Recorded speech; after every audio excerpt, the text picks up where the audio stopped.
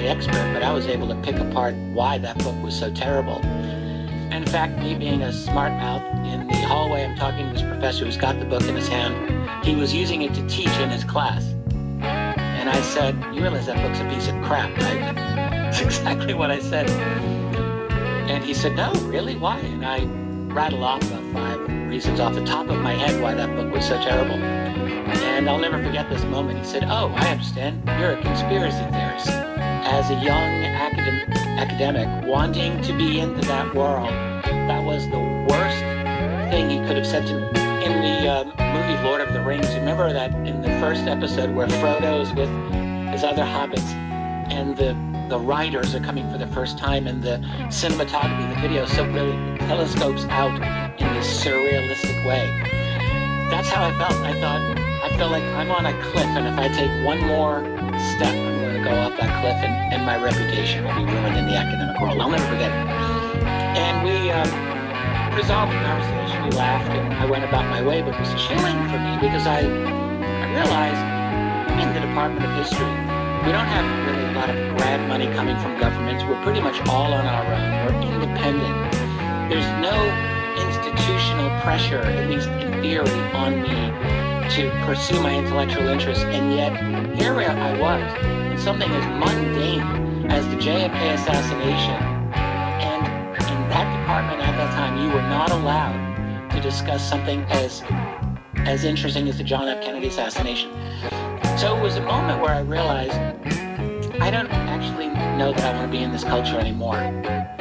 So I was going through all of these tribulations and dealing with a dissertation that was interesting me less and less. And then I stumbled into the UFO subject. I was in a bookstore and I saw a copy of Timothy Good's classic Above Top Secret, the Worldwide UFO Cover-Up. And I'll never forget picking the book off the shelf thinking, wow, everyone talks about UFO cover-ups. And for me, I had trained myself to thinking it was all nonsense.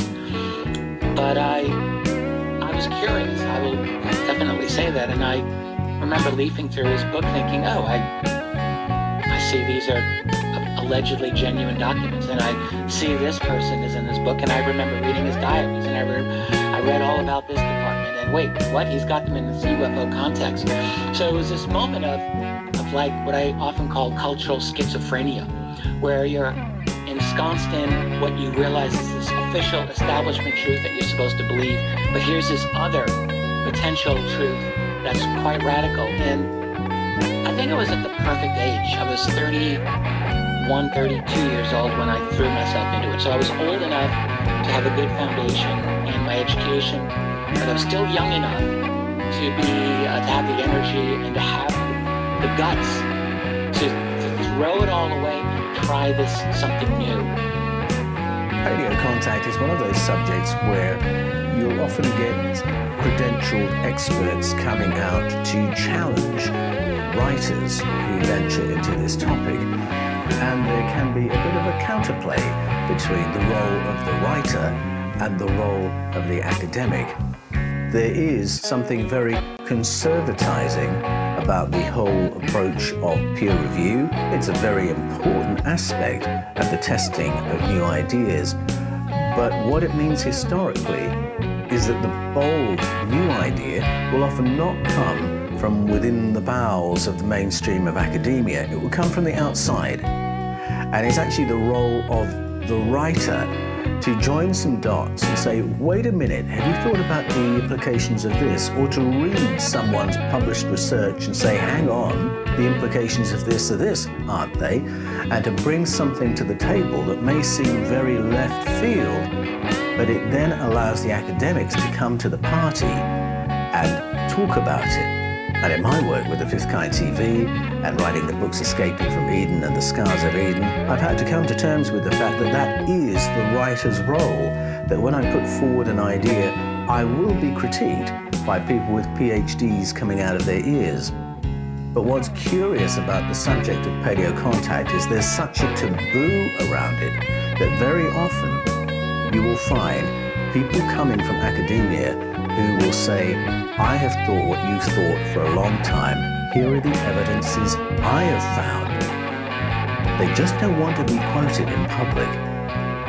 And I was reassured when I met Erich von Daniken to find it wasn't only me having this experience. I have received so much information from scientists which definitely prove my case, definitely. With some of them, I have never gone to public. For example, in one of my books, I was discussing about the Maya calendar. The Maya, the culture of Maya in Central America, they have two calendars. One of the Maya calendar has 365 days, like our calendar. The other Maya calendar has 260 days. So this Maya archaeologist explained me that he had similar thoughts. And he said, Erich, between Mars and Jupiter, there is the asteroid belt.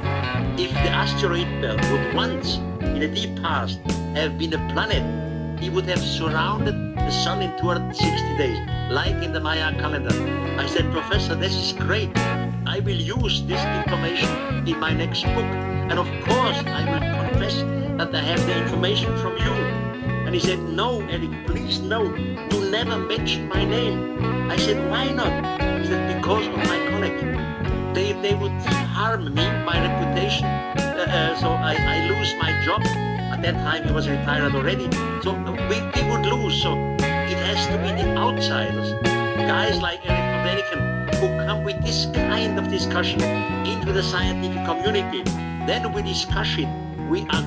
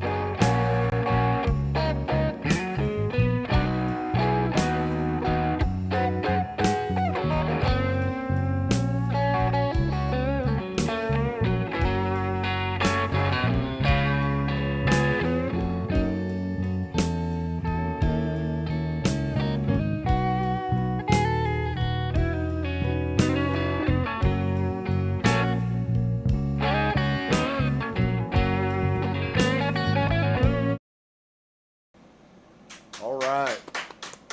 Shalom to everybody. I hope you guys are experiencing a absolutely heightening of your frequencies, and because of that, your mirror inside is changing, and you're actually recognizing that your world is changing, even if the world hasn't changed. It's quite a wonderful thing when you begin to realize that there are these massive changes, and for some of you guys, I know there's many of us here that are experienced that you know, I don't know how you want to call it, connection with the spirit realm, maybe more so than ever before, but to be for sure, even if you're not experiencing that, you should be experiencing some peace, and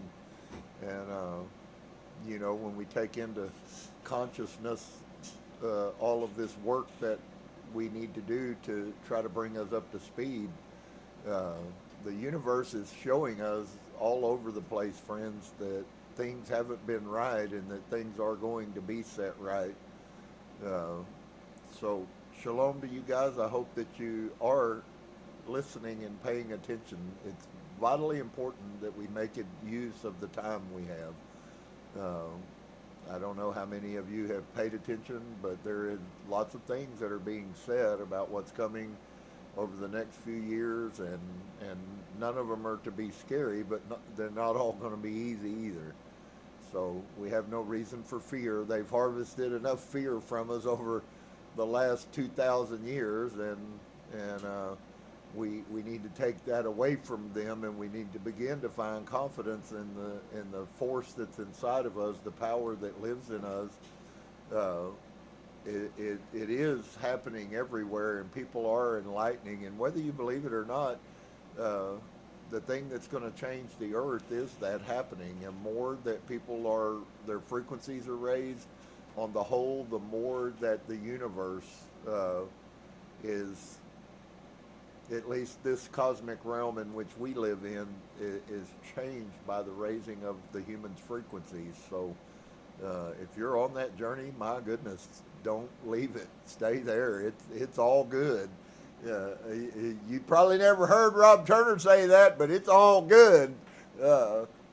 We are blessed, and we don't have to live in the bondage that we've lived under. It's time to be free, and it's time to enjoy life and enjoy being alive. So doesn't mean everything's always going to be perfect, but it does mean that we can always be bright and be that light that Yeshua keeps telling us about.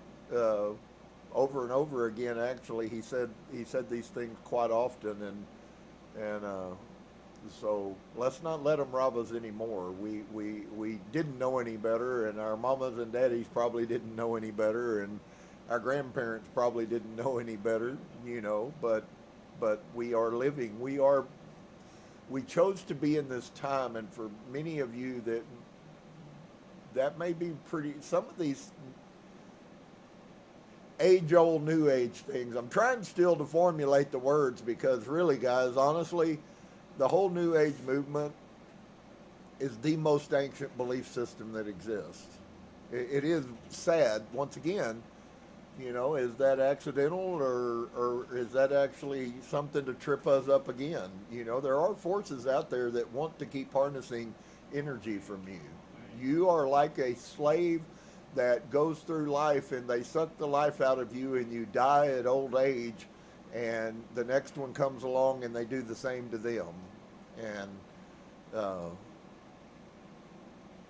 thank goodness that we chose to come into this incarnation in a time such as this, where there is, for all the bad that the internet is, and there's a lot of bad stuff. I think that we have to be very cautious, even about enlightenment and ascension, but man, there's some amazing stuff out there, guys, that you just would never find if you stayed in Christianity. So if you have begun that journey out as we have, please run as fast as you can.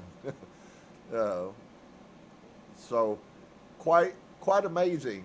I shared and taught, and it's always wonderful how Source, our Father, Creator, it's always funny how he is constantly about confirming things and sending us signs and synchronicities so that we can balance, and we might bump off the sidewalls from time to time, but thank goodness the sidewalls are there, because when we bounce off of them, it bounces us right back to the center, that narrow little line again.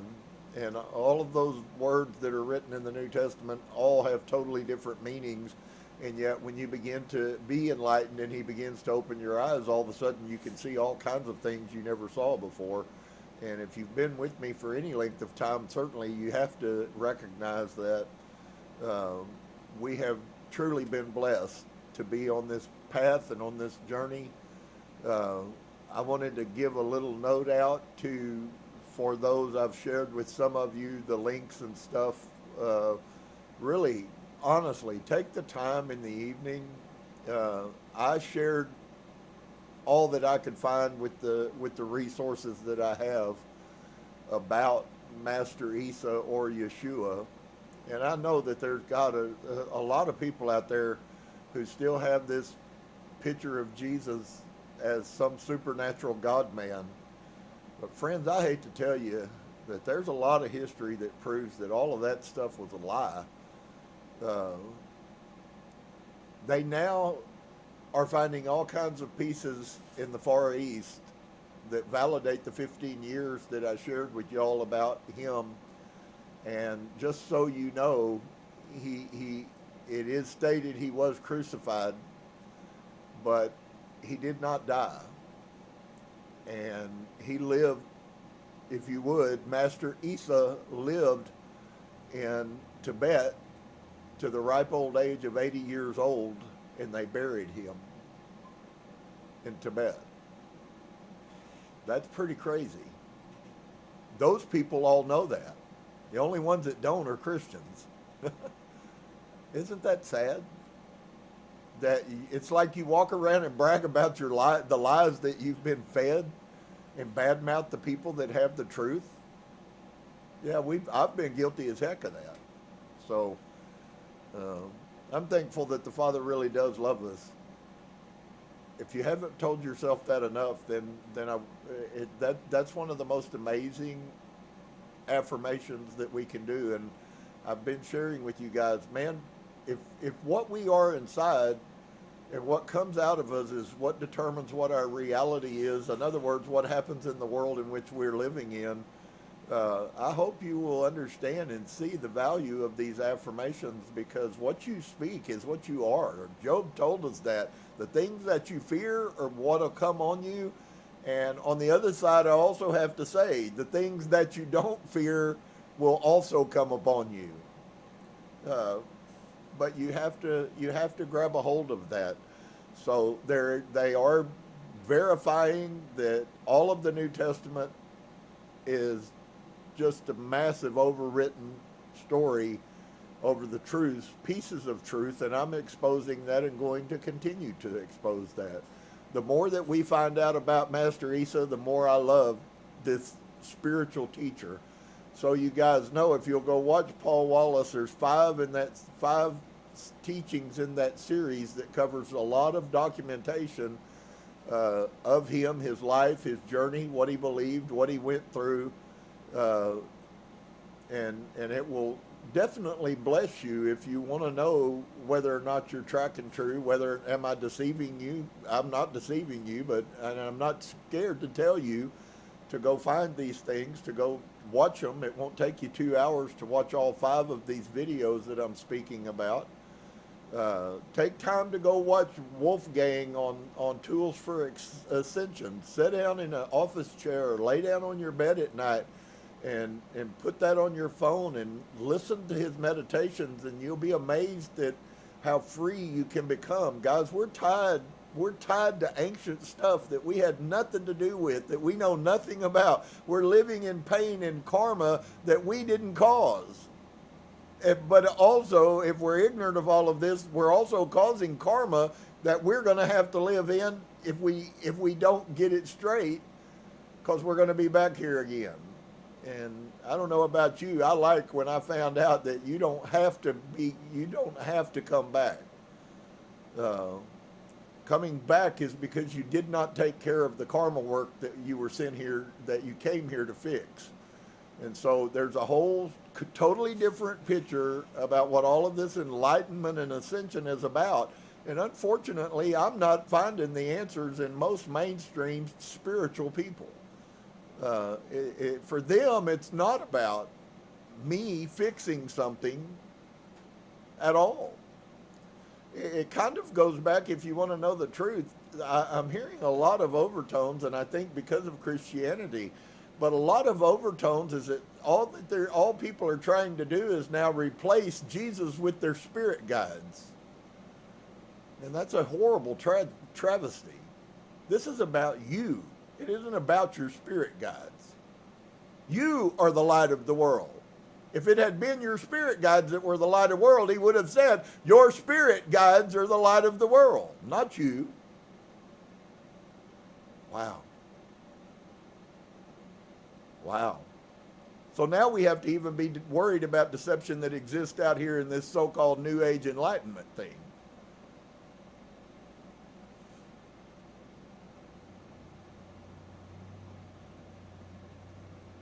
Okay. We're going to look at the Gospel of Thomas again. I think that we have this week and next week, I can't remember exactly, in Thomas. So beautiful. I hope you've been getting something out of it. I would like to say to you, namaste.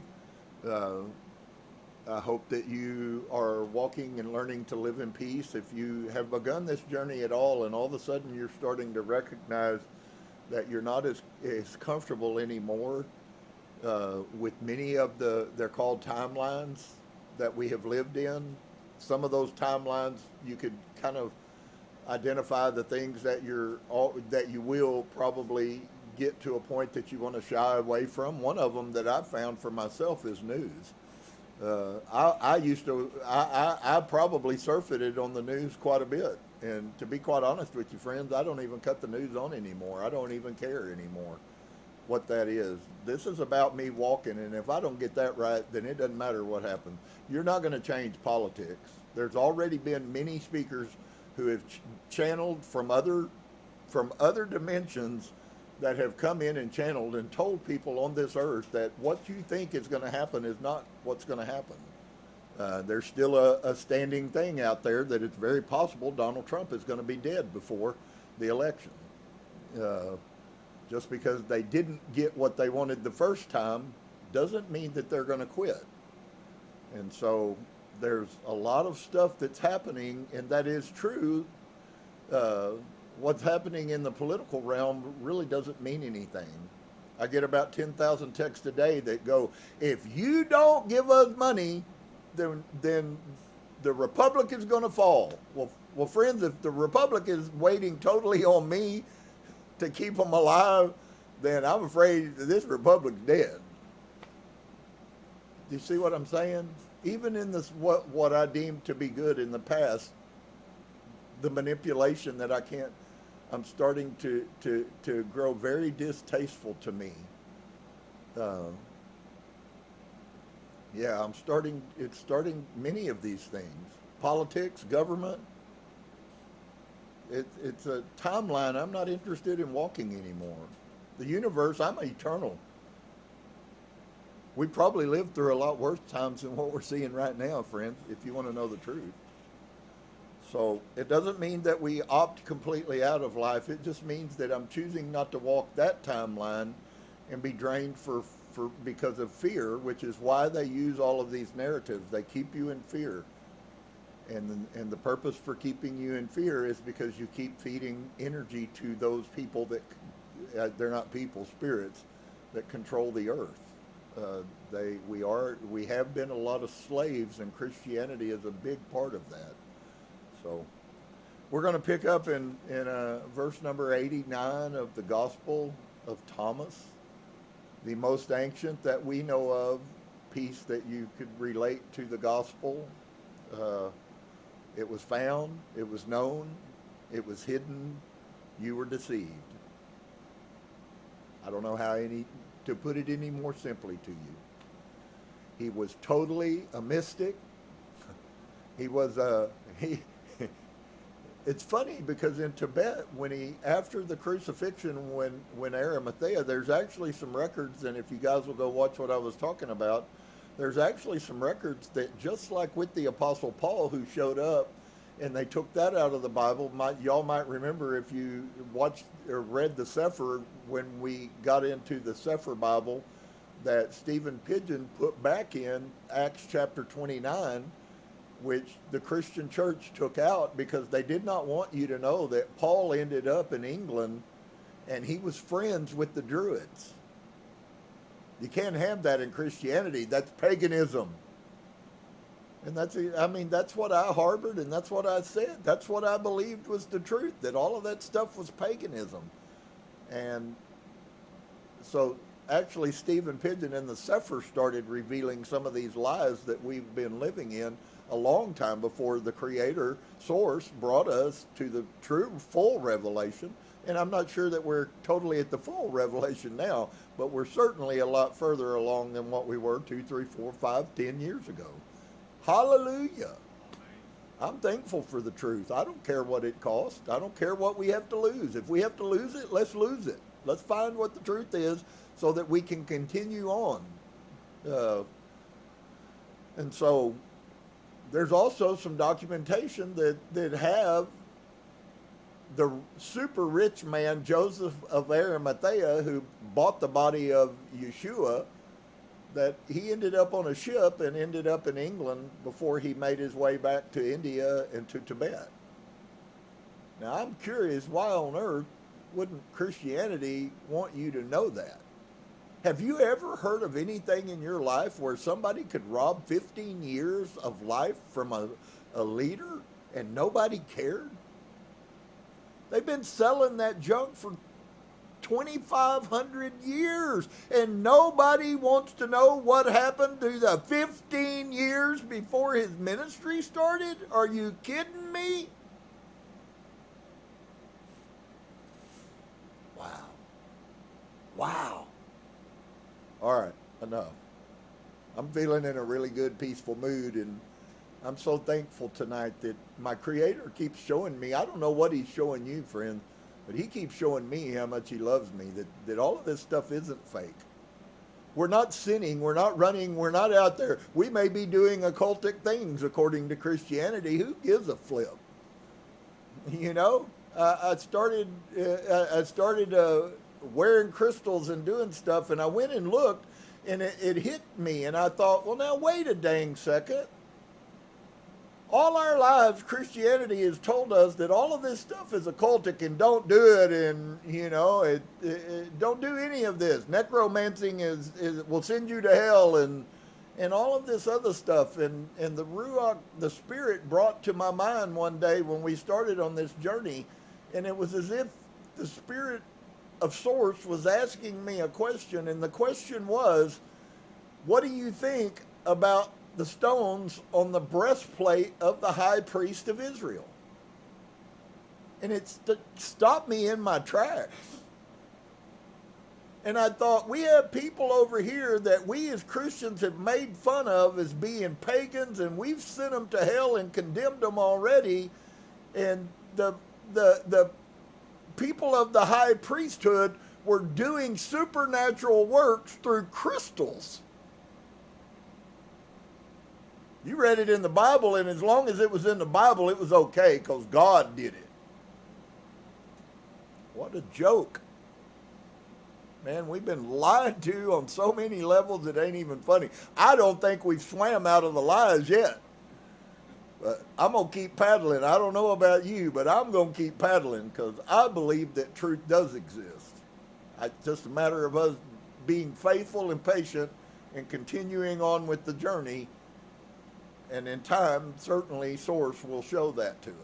I believe he already is, but yeah, it's all a scam.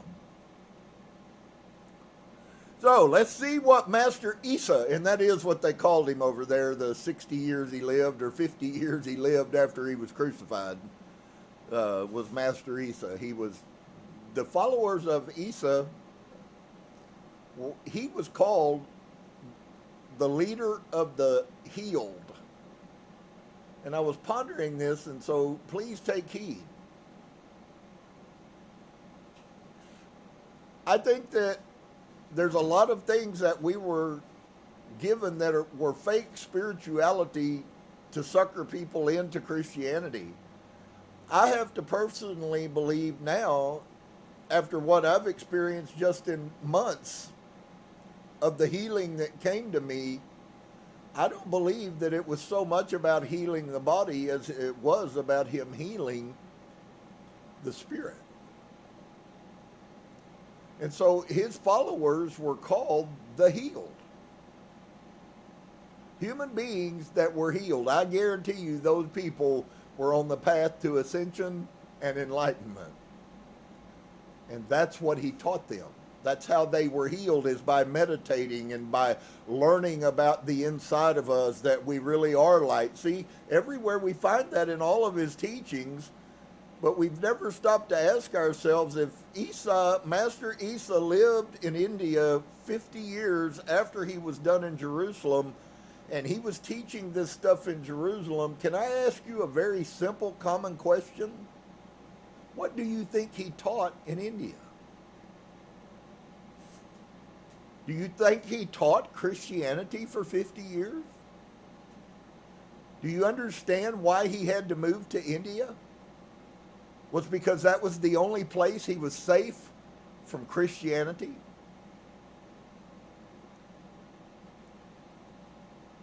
Now, all of a sudden, these hidden things don't seem so weird. All right. I told you I'm jazzed up. And I'm happy as heck to be. So Yeshua says, Why do you wash the outside of the cup? Do you not realize that he who made the inside is the same one who made the outside? So can I break that down and maybe give you a little spiritual revelation? It ain't about a cup, first off. And it ain't about Mary Magdalene washing the dishes after they ate supper. Okay? There's a reason why Yeshua kissed her on the mouth. Yeah, he liked her a lot.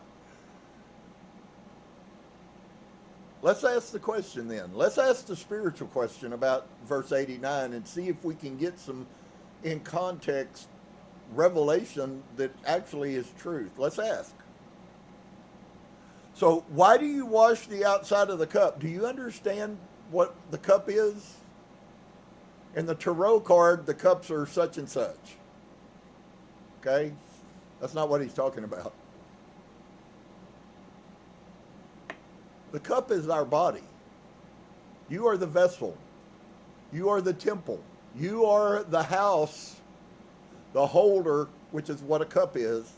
You are the holder of the spirit man that is inside. So listen now with that little bit of understanding to what he's actually asking is really monumentally large.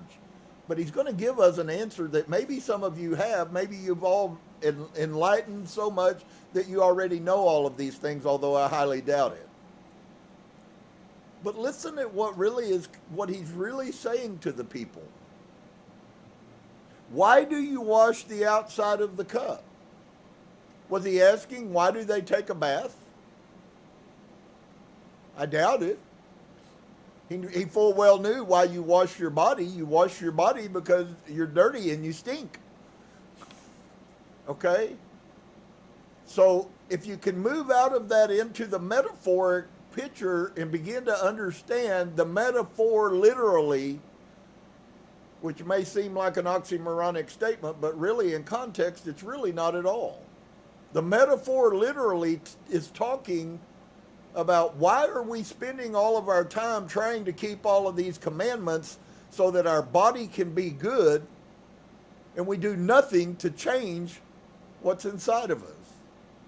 Do you know how many people that I've talked to that are by nature better people in 2 months' time than they've been able to be in the last 20 years? It's not hard to walk right. Is it hard for you anymore, Dave? Do you have the struggles and the pain and the discomfort and the shame? You have some struggles, but it's not hard to walk as it was. What about you, Marianne? I look at Mikey and I look at Suzanne. I talk to Sister Francis, and Sister Francis says, you know, I do have more peace. Friends, we've lived a life that was painful, not because we deserved it, but because that's what was imposed on us. This isn't some mystical, we're not going to go to hell because of this. In fact, what we're going to do is we're going to come into union with Source faster. Inevitably, everybody's going to end up there. The question is what do you do while you're here? We have studied outside of what you guys see, and we have a pretty good picture about what's to come at the end. But what are we going to do? What are we living? How is the quality of our life while we're here? While we're on this journey, and without getting into it, but you guys got to understand that we are carrying tons of burdens that come from the other lives that have existed before we made it to this point. And if you don't know any of these things, it's probably difficult for you to believe that you chose to come into you chose the parents that you had, and you chose to be here in this time. That's probably pretty difficult for you. So why do you wash the outside of the cup? Do you not realize that he who made the inside is the same one who made the outside? So why are you worried so much about the body, but you don't worry about your inner man?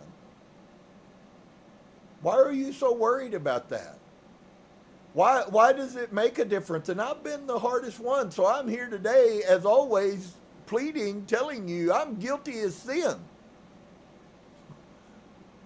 I was as dogmatic about rules as probably anybody that you'll ever meet. And it was bull crap. All of it. People ask me questions, so what does this mean? What do you mean, what does it mean? It means that everything that you read that we lived on for the last 60 years of our life is BS. It don't matter. Throw your zeets in the trash. Cut your damn hair. It's all right. Put your makeup on. Hang your jewelry. I got it on.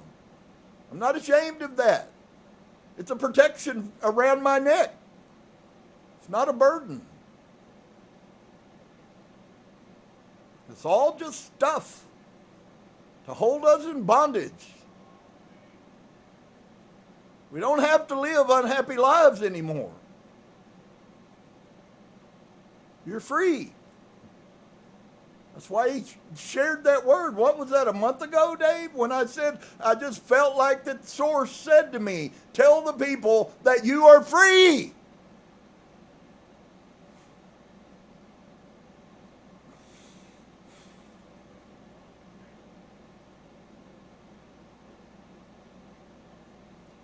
So Master Isa asked us the question, why are you so worried about changing the things of your body, but you're not worried about finding out who you are on the inside?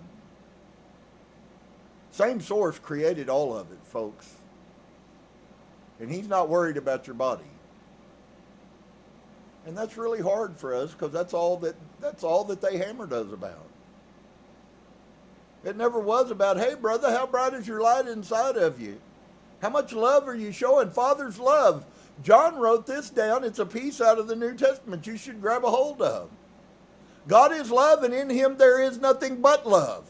There is no darkness in our source, Father. No darkness in him. Whatever darkness is, it doesn't exist in him. He is light and he is love, and he loves you unconditionally. I know I fought against those words, God. I'm sitting here today, and I don't know about you guys, but I have to be really careful that I don't get condemned about all of the stuff that I taught for years.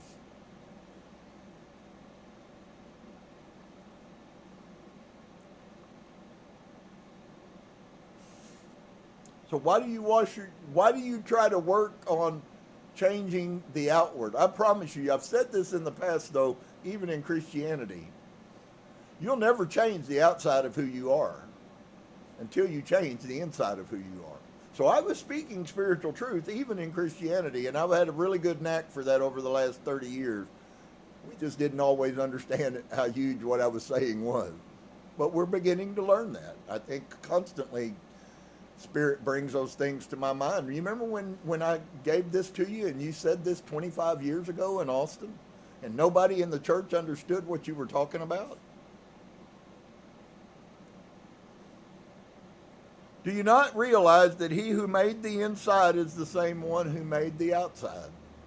Did you see how Yeshua flipped that? He starts with the outside and he ends talking about coming from the inside. Because that's what's important, friends. You are greater than you have any clue of. Can I just tell you tonight, if you're a human and you're alive, and if you're not, then you're probably not listening to me anyways. But if you are a human and if you are alive, your Creator source loves you. There's not anything that he doesn't know.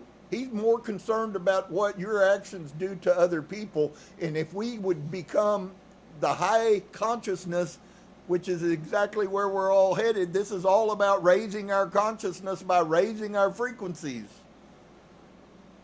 And there's much to say about such things. Yeshua said, "Come unto me, for my yoke is easy and my lordship is mild, and you will find repose for yourself." So was he talking about come and join the Church of Jesus? Because that's how that's been presented. What is the church?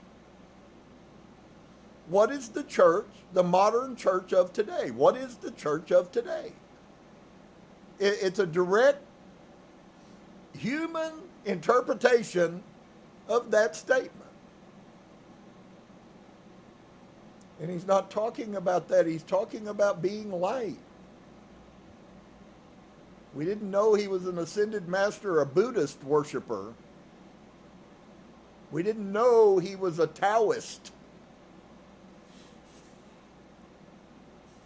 because they lied and hid that from us too. So Yeshua said, "Come unto me, for my yoke is easy." Can I tell you something? The more that we learn and the more that we release and the more that we conquer and allow this little light of ours inside of us to shine, the easier it is to walk with him.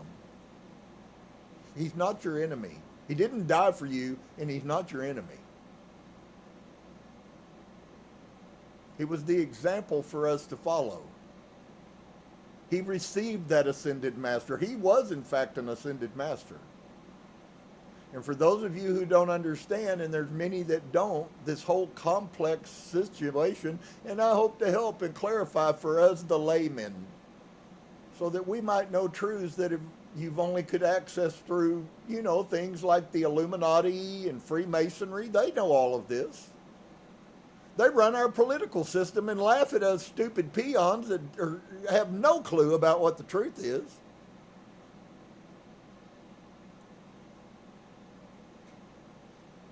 Come unto me, for my yoke is easy and my lordship is mild. Wow. Did you know that Christ is arising right this second? Every day when I wake up, Christ is arising. Every day when Dave wakes up, Christ is arising. Every day when Marianne and Suzanne and Francis and every one of us who are in any way grabbing the truth that is going on, friends, Christ is arising every single day on this earth right now. That's why he taught us about the light. You are the light. You are the light. You are the light. Don't hide your light. Let your light so shine so all men can see. It's like all this dude did is walked around over there in Israel telling people that they were light. Oh, I'm sorrowful. Isn't that what's going on today? So if that was Christ arising, then Christ is still arising today. And they said to him, "Tell us who you are so that we may believe in you." So now we've been through 89 verses, 90 verses of the Gospel of Thomas, and they still don't know who he is, and they still don't believe in him. Remember, he was gone for 15 years. He wasn't there every day teaching all those 15 years like you were taught to believe. So they said, "Tell us who you are so that we might believe in you." And he said to them, "You read the face of the sky and of the earth, but you have not recognized the one who is before you? And you do not know how to read this moment? You don't recognize the revelation?" Well, can I be honest and say, if we had all been there in Jerusalem or wherever in the Levant, in Palestine that he was, and he was standing saying those words to those people, would we not be asking the same question as them? Of course we would.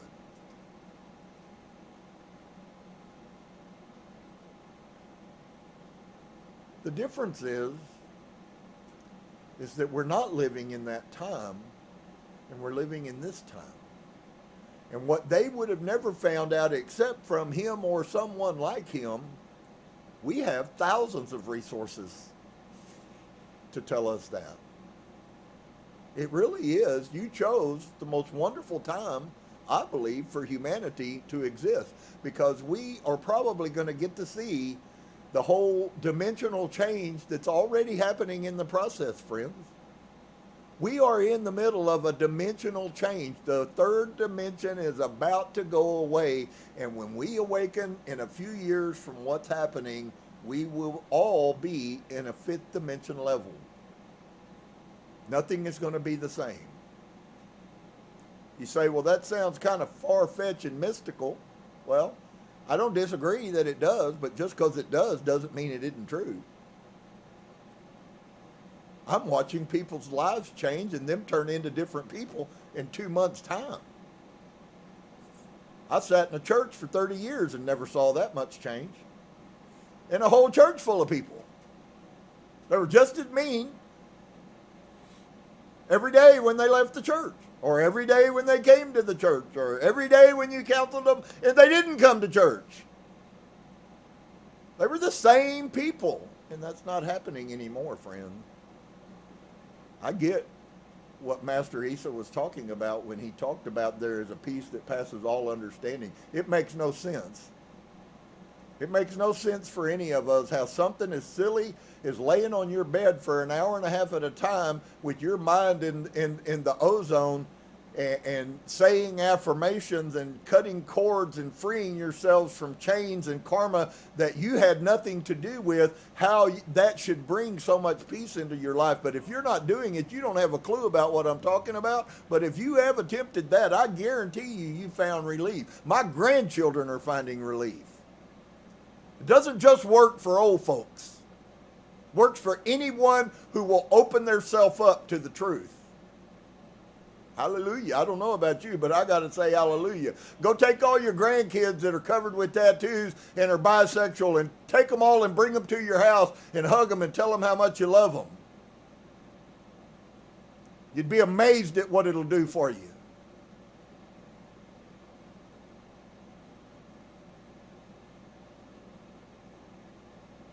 Yeshua said, seek and you will find. Guess what else he said by saying that sentence? If you have no interest to seek, then I guarantee you'll never understand what we're talking about. Seek and you will find, yet what you asked me about in former times, in which I did not tell you then. Okay, so now we have a principle of Master Isa withholding knowledge. Why? Because the people weren't ready for it. There's many things that I have a desire to know, and I just have to know that the universe loves me. I would hope that I can sow that seed into you. The universe has your best interest at heart, and Father, Creator, Source loves you. He does not hate you. Your sins, your transgressions, your indiscretions, yes, you should fix those, but they should come out of your heart, not a list of rules.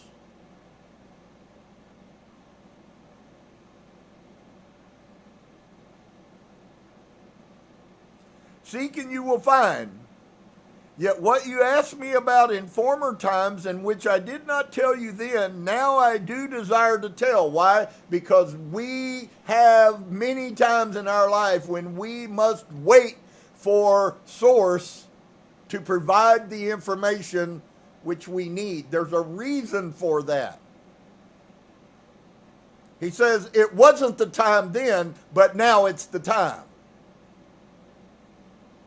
And I do desire to tell you, but you do not inquire after it. So you asked a question in the past, not that you really cared, because you did nothing afterwards. Oh, well, he didn't give me an answer, so I guess that's not going to work. And he goes, see, it wasn't time. Just so you know, there's many times in our life, and I'm speaking to myself, when we have to just trust him. I believe it is the essence of faith, is waiting on Source to give us the information that we need, and he definitely tests us in that. Has nothing to do with he doesn't love you. He loves you. Say it to yourself with me if you would. My Creator loves me.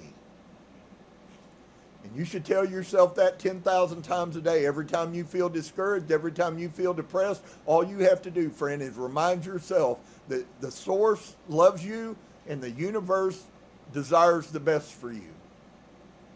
It's usually what's going on in here that causes the not good things in our life. As inside, so please stop if you haven't really given this much thought. It is the most profound teaching that you can grab a hold of. If you don't like the life you're living, then you got to change inside of you, or you will continue to live the life you don't like. You can pray to God, and He's not going to fix that for you. You have the power to create a new reality inside of you.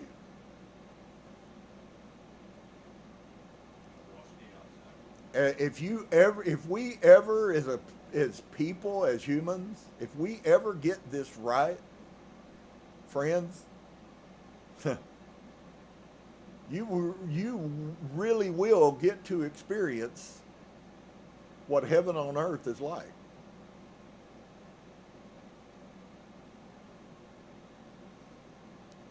And you can do that as early as tomorrow. It's up to you to choose your reality. I don't want to walk the old timeline. I struggle with things, I don't know about y'all, but like pride and ego. Any of y'all besides me be honest enough to admit that you struggle with pride a lot more than you're willing to admit? I'm just willing a little more maybe so than you are to admit it. I'm not any better. I just see there's no way for me to get away from it. I get mad. I get mad. I don't like it. Wouldn't it be wonderful if we could walk every day in our lives and we let nothing affect us? Talk about an instant frequency jump. About the first time you get mad and then get shameful because you did something that you shouldn't have done, your frequency just went in the toilet. And all of us have experienced that, and I suspect we have many times more of experiencing that and riding our ship. But here's the beauty to each and every one of you. Even if you do fall over, set the ship back up, get back in it, and continue on. You don't even need to tell God you're sorry. He doesn't mind when you prove that, but it's not necessary for you to tell Jesus how sorrowful you are that you yet again did wrong. He already knows.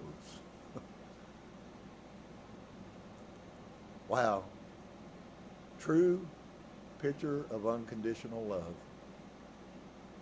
I was listening to somebody who had a near-death experience, and she was so profoundly overwhelmed, and I thought this is appropriate for all of us because it is so foreign for most Christians, and she was a Christian. She's not anymore, but she was. It's really funny. Most of these people that have near-death experiences that were Christians, when they come back, they leave religion because it's all BS. And it took them dying and going to the heavenlies to find out that what they were living is a lie. And so, but she said it was so profound to her that when she came into the presence of Source, she knew it was the presence of Source. She felt the love. And she said, you know, He never one time said a word to me about all the things I did that were wrong. But He did show me the things that I did and how they affected all the humans around me. And then she had another vision of a great body of water. And this is for each of y'all, because I've used this example before, okay? She was in the sky, and she saw this great ocean. And she dropped a rock from the sky with Source with her. And they watched that rock fall all the way to the ocean, and she got to see the ripples, both where the rock hit and how large that one little rock, how large a ring it makes. Friends, that's us. You might think that you're a has-been, you might think you're done away with, you might think a lot of things, but I'm telling you, you are still causing ripples in the cosmos. no matter how insignificant you believe you are. Because the truth is, friend, is you're not insignificant. And I don't know about you, that makes me feel pretty special.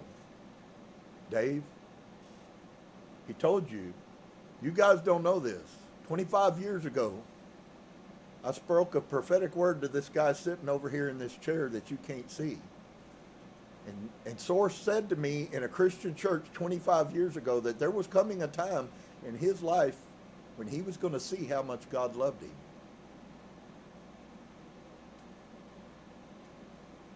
He's been trying to get us to leave the lies behind a long time, folks. I'm sorrowful I'm so slow. I wished I was sharper. But on the other side, isn't this exactly the time that he intended? Give yourself a break. It's going to be okay. I promise you it will. We're going to go through rough times. Those are always part of life. But what we couldn't use to conquer, we're going to conquer. What we couldn't use to make sense out of, it's not going to matter anymore.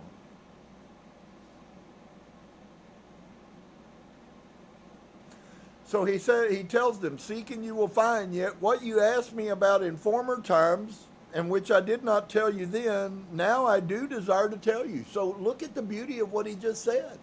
He wants us to know. And yet now nobody wants to know. And while that was the time that they were speaking in, it's apparent from the movement that's going on the earth that is not the same state of mind today as it was when he was alive. Pretty hard if you were a devout Jew to listen to some Jew tell you that all of those rules that I'm required to live as a Jew are all corrupt and you don't have to do any of those.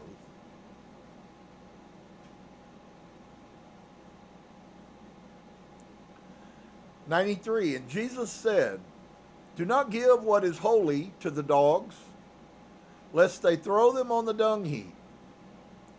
Do not throw the pearls to swine." And of course you know that picture. So what is that picture? We had a Christian picture of what that is. What does that mean now? How many of you, we know that everything will prove out what it is one way or another, friend. What is being said? When you find this truth, maybe some of you have already experienced this. You're beginning to find some inner peace and you're growing and you're learning. Maybe you're doing some meditation and maybe you're actually listening and taking a hold of these affirmations and you're starting to forgive yourself. And all of a sudden, drama and chaos are very uncomfortable for you to be around any longer. I lived in drama and chaos, and I'm telling you right now, I can't stand it. I want to leave when that crap starts going on. I don't want to be around that. So what happens when you start telling your loved ones? Maybe it's your children, maybe it's your grandchildren, maybe it's your friends, maybe it's coworkers. So what happens, and how are you supposed to handle now that you are the light when they don't want to hear it? He just told you the answer. Don't throw your pearls over there.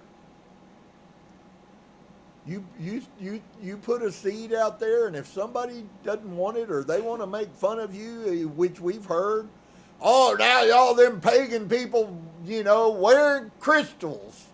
Well, yeah, I guess that's true. I guess that's true. Don't waste your time. I know that we don't understand true unconditional love, but you do understand unconditional love lets my belief system go.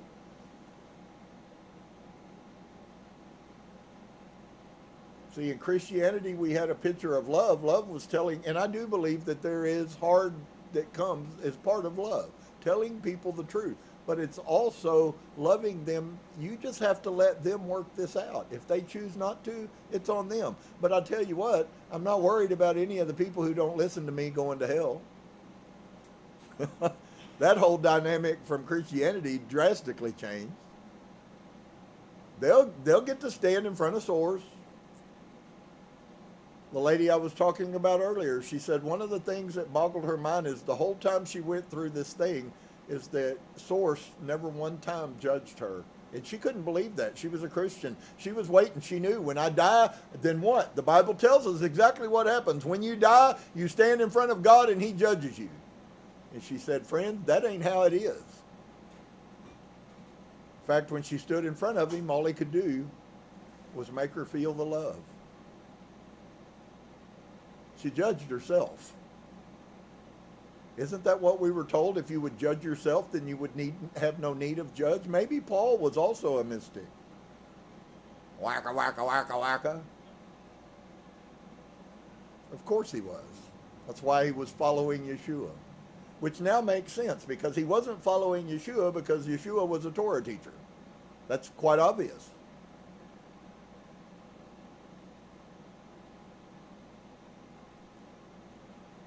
"94. Yeshua says, he who seeks will find, and he who knocks will be let in. Can I give you a message of encouragement tonight?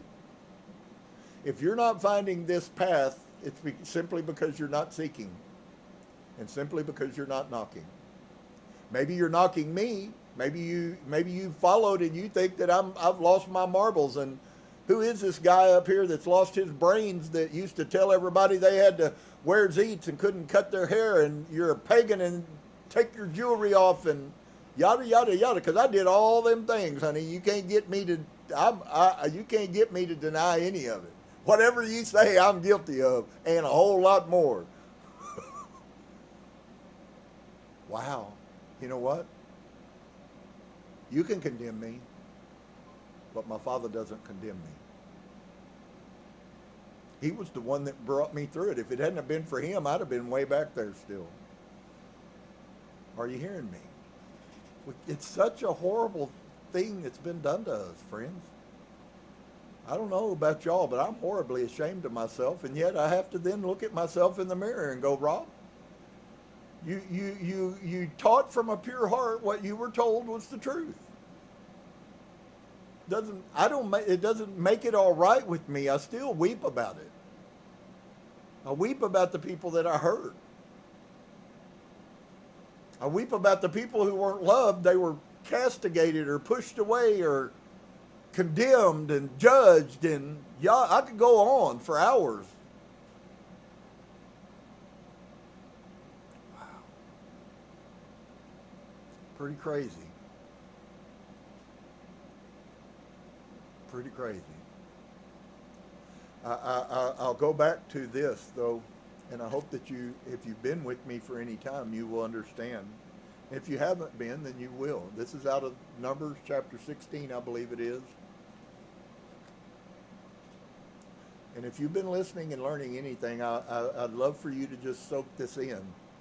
Because even in spite of the Anunnaki God, Yahweh, okay, a guy who flies around in a spaceship and is jealous of his people and kills them if they disobey him, you know, that God.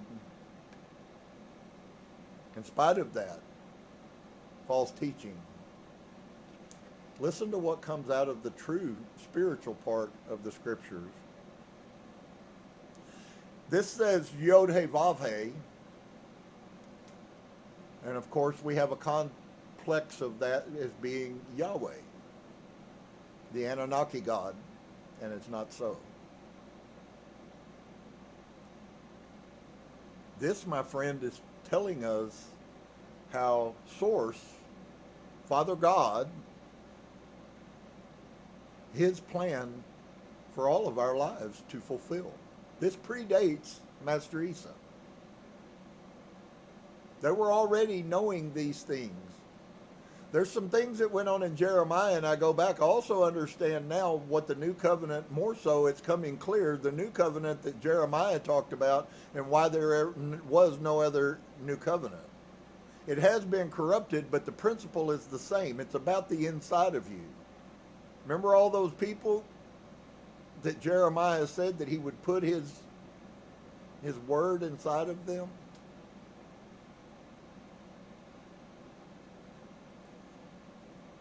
Source will kneel before you, and even if not source, I would even go as far as to say the Archangel Michael will kneel before you, presenting gifts, and will guard you with a hedge of protection. And if you're here today, my friend, that's been going on whether you recognize it or not. He will illuminate the wholeness of his being towards you. I've said this 100 times, and it gets bigger every week that goes by. Folks, he's been fulfilling this thing ever since I began in the ministry.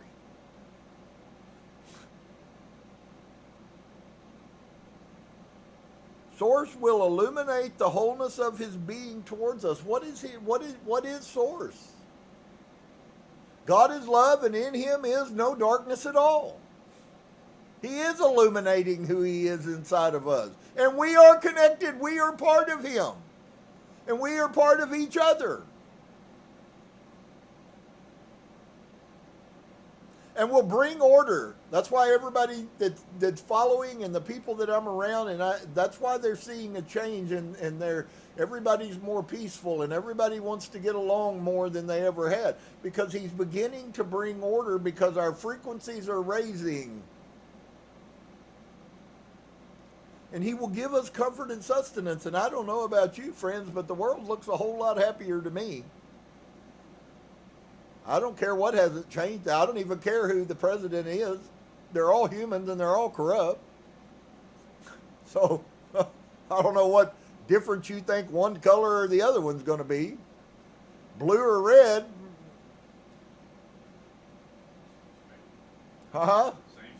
Same, absolutely. Dave's talking now about the Kabbalion, which I shared with y'all. It's the same thing, just different ends of the balance beam. And he will lift up the wholeness of his being. Do you know that all of these people, maybe if you've done any research at all of these people, when they come into the presence of Source, they all say exactly the same. That's the one thing you can find that is absolutely a fact. All of them say exactly the same thing. He was a bright light, and I immediately felt his love. That's him lifting up the wholeness of his being. And look upon you. And guess what? He never speaks against us. And he will set in place everything we need to be whole and complete. Which is, can I tell you what everything you need to be whole and complete is? I'm going to go back to a song that the Beatles, those guys were really far advanced, but it's a little song that we love. And it says this, simple enough, that all you need is love. Love is all you need. Wow. Wow. Pretty crazy. Life changes quickly. So, blessings to each and every one of you. I hope that you will do your due diligence. I hope you will pay attention. I hope that you will take advantage of these affirmations. They're very simple base affirmations. There's a lot further that is necessary, but these are for people who know nothing, like myself, who came out of Christianity believing that was the truth, only to get slapped in the face with a brick wall that said none of it's true. Well, or very little. So, blessings to each and every one of you. May you experience the blessings of Source that will truly make you rich and add no sorrow to your life. I don't know about you. I've lived in enough sorrow. I'm enjoying his love. And I hope that you will too. He loves you amazingly. Shalom to each and every one of you. I hope that you will, in fact, experience all the goodness that He has for you. Namaste.